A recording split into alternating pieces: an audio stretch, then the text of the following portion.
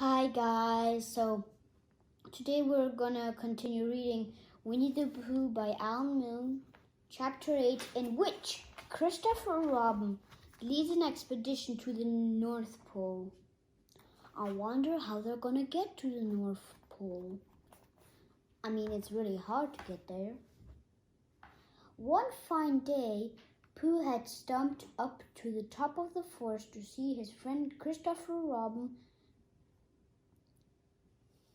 One fine day, Pooh had stumped up to the top of the forest to see if his friend Christopher Robin was interested in bears at all. At breakfast that morning, a simple meal of marmalade spread lightly over a honeycomb or two, he had suddenly thought of a new song. It began like this: "Sing ho for the life of a bear." He had got far as this. He stretched his head and thought to himself, "That's a very good start for a song, but what about the second line?" He tried singing ho 2 or 3 times, but it didn't seem to help. Perhaps it would be better, he thought, if I sang hi for the life of a bear. So he said. So he sang it, but it wasn't very well then. He said, "I shall sing that first line twice, and perhaps if I sing it very quickly, I shall find myself singing the third and fourth lines before I have time to think of them, and that will be a good song. Now then, sing ho for the life of a bear. Sing ho for the life of a bear. I don't much mind if it rains or snows, 'cause I've got a honey on my nice new nose. I don't much care if it snows or thaws, 'cause I've got honey, lot of honey on my nice clean paws. Sing ho for a bear, sing ho for a Pooh, and I'll have to have a little something in an hour or two." He was so pleased with this song that he sang it all the way to the top of the forest, and if I go singing it much longer, he thought, it'll be time for the little something, and then the last line won't be true. So he turned into a hum instead. Christopher Robin was sitting outside his door, putting on his big boots. As soon as he saw the big boots, Pooh knew that an adventure was going to happen, and he brushed the honey off his nose with the back of his paw and spruced himself up as well as he could so as to look ready for anything. "Good morning, Christopher Robin," he called out. "Hello, Pooh Bear. I can't this boot on." "That's bad," said Pooh. "Do you think you could very kind lean against me, 'cause I keep pulling so hard that I fall over backwards?" Pooh sat down, dug his feet into the ground, and pushed hard against Christopher Robin's back. And Christopher Robin pushed as hard as against and pulled at his boot until he got it on. "And that's that," said Pooh. "What do we do next?" "We are all going on an expedition," said Christopher Robin as he got up and brushed himself. "Thank you, Pooh." "Going on an expedition?" said Pooh urgently. "I don't think I've ever been on one of those. Where are we going on this expedition?" "Expedition, silly old bear. It's got an X in it." "Oh," said Pooh. "I know, but he didn't really. We're going to discover the North Pole." "Oh," said Pooh again. What is the North Pole? He asked. It's just the thing you discover, said Christopher Robin carelessly, not being quite sure himself. Oh, I see, said Pooh. Are bears any good at discovering it? Of course they are, and Rabbit and Kanga and all of you. It's an expedition. That's what an expedition means. A long line of everybody. You bet. Tell the others to get ready while I see if my gun's all right. And we must all bring provisions. Bring what? Things to eat. Oh, said Pooh happily. I thought you said provisions. I'll go and tell them. And he stumped off. The first person he met was Rabbit. Hello, Rabbit, he said. Is that you? Let's pretend it isn't, said Rabbit, and see what happens. I've got a message for you. I'll give it to him. We're all going on an expedition, with Christopher Robin. What is when we're on it? A sort of boat, I think, said Pooh. Oh, that sort.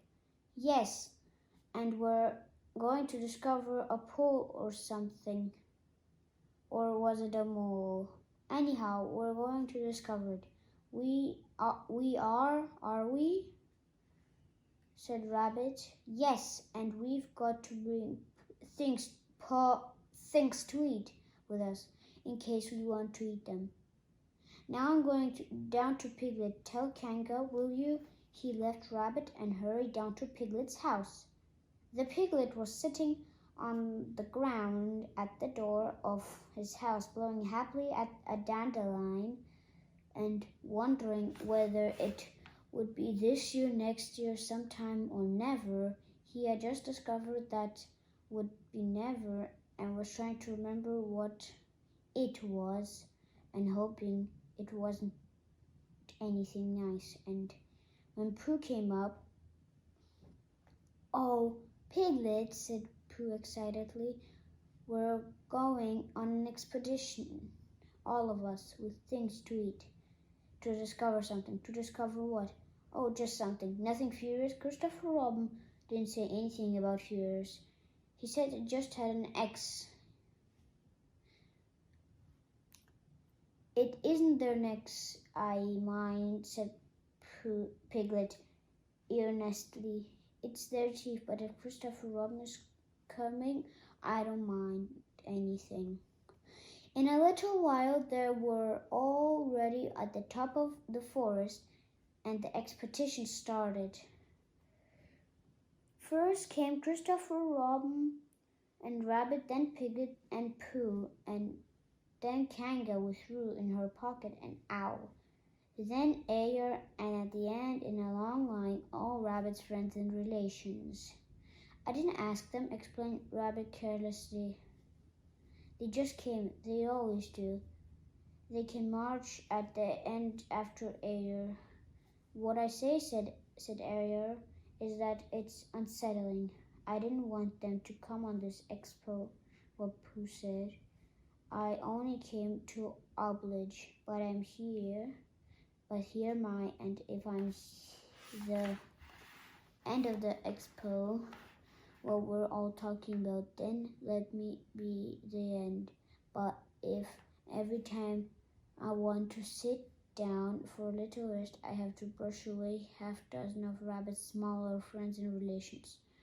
First, then, isn't a expo whatever it is at all. It's simply a confused noise. That's what I say. I see what Ayer means, said Owl, if you ask me. I'm not asking anybody, said Ayer. I'm just telling everybody we can look for the North Pole, or we can play here. We go gathering nuts and May with the end of the part of an ant's nest. It's all the same to me. There was a shout from the top of the line. Come on, called Christopher Robin. Come on, called Pooh and Piglet. Come on, called Owl. We're starting, said Rabbit. I must go. And he hurried off to the front of the expedition with Christopher Robin. "All right," said Air, "we're going on, only don't blame me." So off they all went to discover the pool, and as they walked off, they chattered to each other of this and that, all except Pooh, who was making up a song. "This is the first verse," he said to Piglet when he was ready. "First verse of what?" "My song." "What song?" "This one." "Which one?" "Well, if you listen, Piglet, you'll hear it." "How do you know I'm not listening?" Pooh couldn't answer that one, so he began to sing. They all went off to discover the pool, Owl, Piglet, and Rabbit, and all. It's a thing you discover, as I've been told, by Owl, Piglet, and Rabbit, and all. Ayer, Christopher Robin, and Pooh, and where's the pool was none of them know. Sing hey for Owl and Rabbit and all. "Hush!" said Christopher Robin, turning to Pooh. "We're just coming to a dangerous place." "Hush!" said Pooh, turning round quickly to Piglet. "Hush!" said Piglet to Kanga. "Hush!" said Kanga to Owl, while Roo said "hush" several times to himself very quietly. "Hush!" said Owl to Ayer. "Hush!" said Ayer in a terrible voice to all Rabbit's friends and relations, and "hush!" they said hastily to each other all down the line until he got to the last one of all. And the last one and the smallest friend and relation was so upset to find that the whole expedition was saying "hush" to him that he buried himself under head down into a crack in the ground and stayed there for 2 days until the danger was over, and then went home in a great hurry and lived quietly with his aunt ever afterwards. His name was Alexander Beetle. They had come to the stream, which tumbled between high rocky banks, and Christopher Robin saw at once how dangerous it was. "It's just the place," he explained, "for an ambush." "What sort of bush?" whispered Pooh to Piglet. "A grouse bush?" "My dear Pooh," said Owl in a superior way, "don't you know what an ambush is?" "Owl," said Piglet, looking round at him severely. Pooh whisper was a perfectly private whisper, and there was no need. "An ambush," said Owl, "is a sort of surprise." "So is a grouse bush sometimes," said Pooh. "An ambush, as I was about to explain to Pooh," said Piglet, "is a sort of surprise. If people jump out at you suddenly, it's an ambush. It's an ambush when people jump at you. That a grouse bush had sprang at me suddenly one day when he fell off a tree, and he had taken 6 days to get all the prickers out of himself.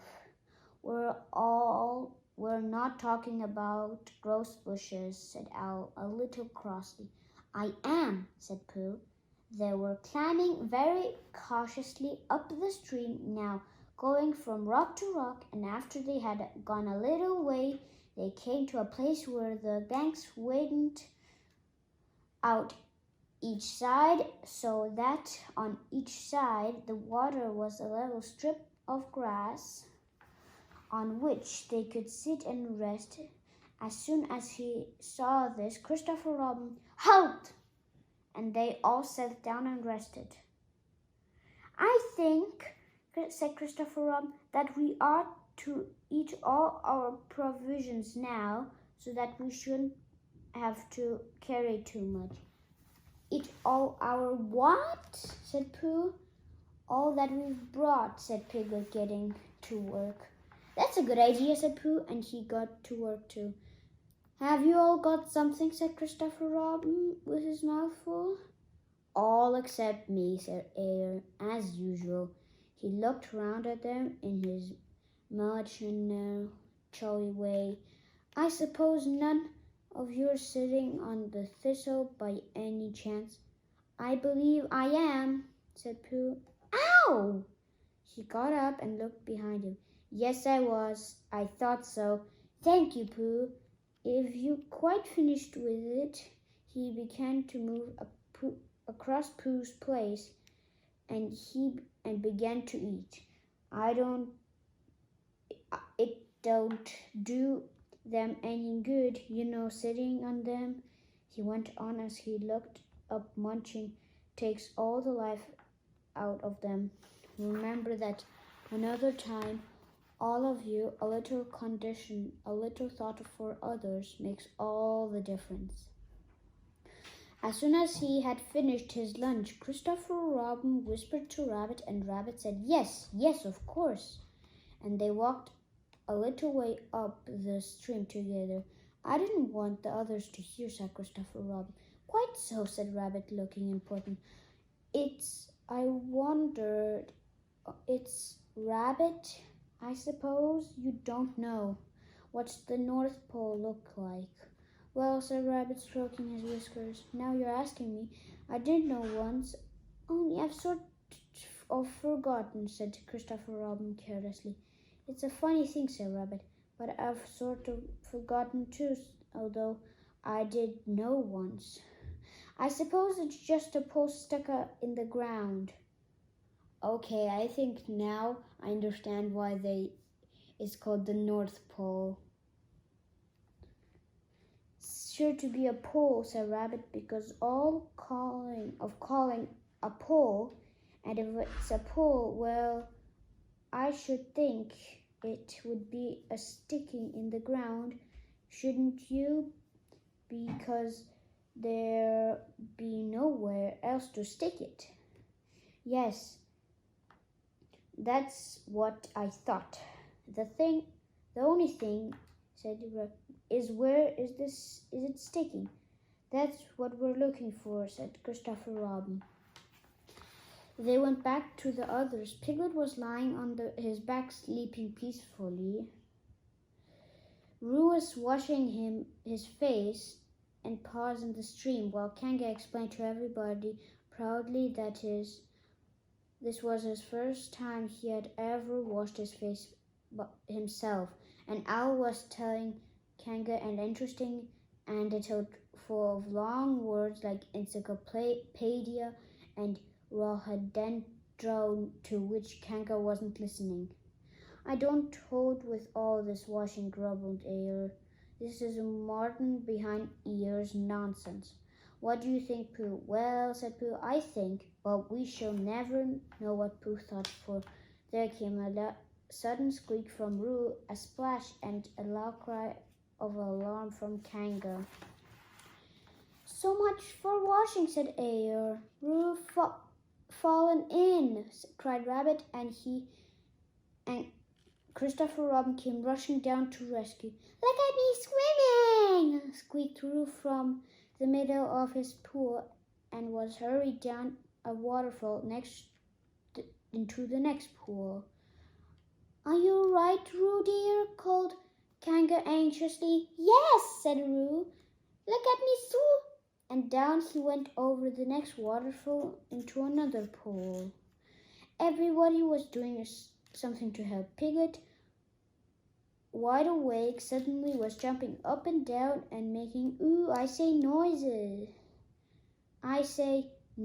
Owl was explaining that in case of a sudden temporary emotions, the important thing was to keep the head above the water. Kanga was jumping along the bank saying, Are you sure you're all right, Roo dear?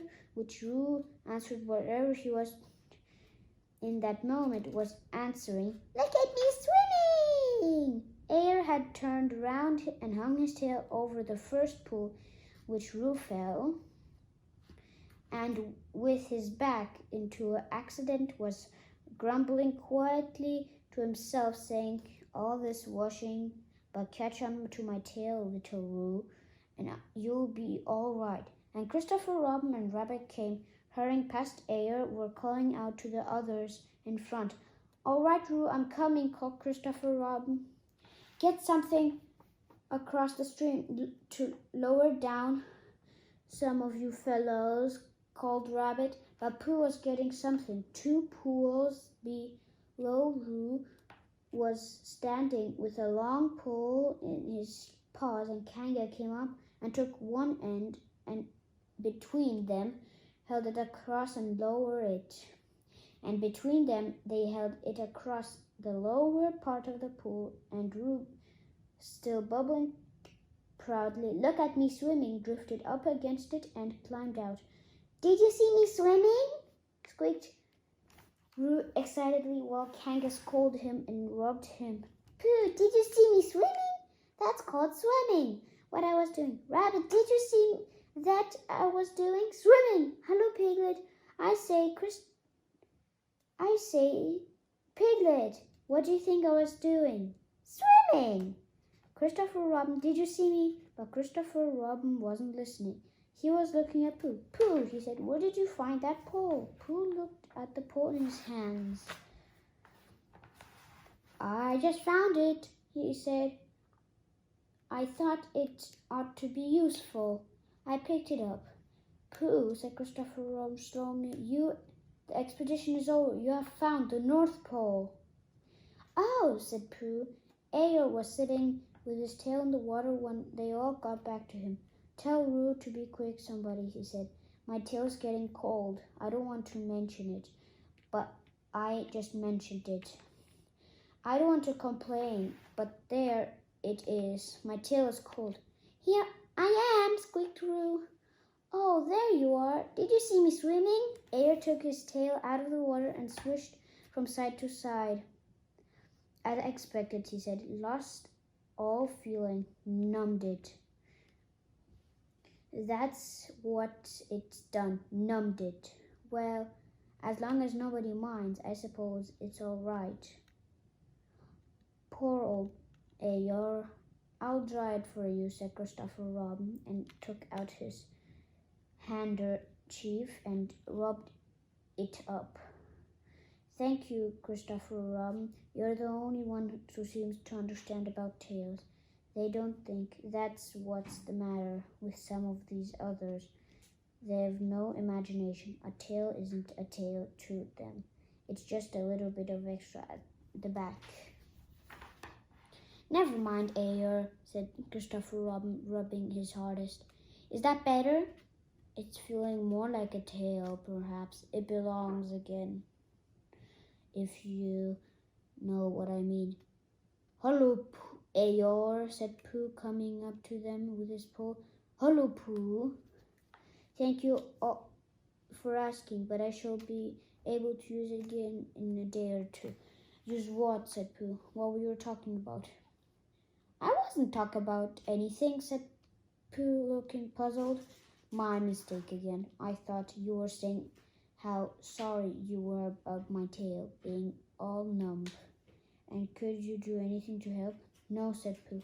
"That wasn't me," he said. He thought for a little and then suggested helpful. "Perhaps it was somebody else." "Well, thank him for when you see him." Pooh looked anxiously at Christopher Robin. "Pooh's found the North Pole, said Christopher Robin. "Isn't that lovely?" Pooh looked modestly down. "Is that it?" said Eeyore. "Yes," said Christopher Robin. "Is that what we were looking for?" "Yes," said Pooh. "Oh," said Eeyore. "Well, anyhow, it didn't rain," he said. They stuck the pole into the ground, and Christopher Robin tied a message onto it.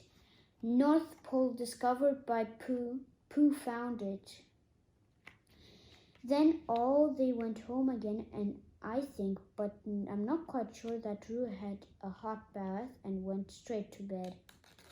Pooh went back to his own house, and feeling very proud of what he had done, a little something to revive himself. So this was chapter 8 today of Winnie-the-Pooh by Alan Milne. Tomorrow we're gonna read chapter 9, in which Piglet is entirely surrounded by water. Thank you for listening today. So see you soon. Bye.